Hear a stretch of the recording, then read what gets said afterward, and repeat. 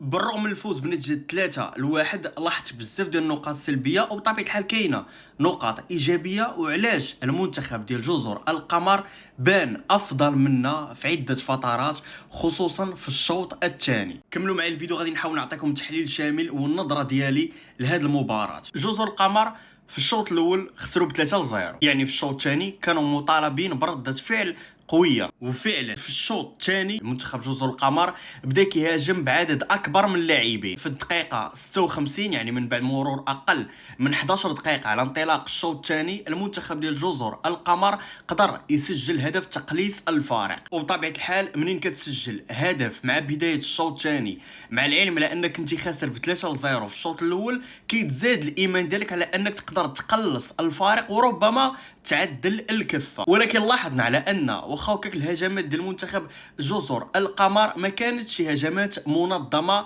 بشكل كبير، جاوهم فرص ولكن ضيعوهم. في المقابل حنا فاش كنا كنضربوا باللي كونتر كانوا عندنا مساحات كبيره. وهنا فين غادي نذكر اول نقطه سلبيه بالنسبه للاداء ديال المنتخب، اللي بالرغم من الفوز ديالو بنتيجه 3-1 بصراحه كانوا عنده بزاف ديال نقاط استفهام فين خاص المدرب طارق سكيتيوي يخدم عليهم. اكثر حاجه لاحظناها في هذا الشوط الثاني هو اضاعه الفرص. وثاني نقطه سلبيه بالنسبه لي هي التشكيله اللي اختارها طارق سكيتيوي. اولا اختيار انس باش على انه يكون في الثنائيه رفقه سفيان بوفتيني في قلب الدفاع. انس باش ماشي هذاك هو المركز ديالو، نورمالمون هو كيلعب يا اما كظهير يا اما كلاعب وسط ميدان. ثانيا وسط الميدان ديال المنتخب ديالنا اليوم ما كانش عنده فعاليه لا في الشق الهجومي لا في الشق الدفاعي، خصوصا في الشوط الثاني لاحظنا عشوائيه كبيره في عمليه البناء. وهنا الكلام على ثنائيه حريمات والمهديوي. وهنا بالذات بغيت نذكر واحد النقطه اللي بالنسبه لي هي اكثر حاجه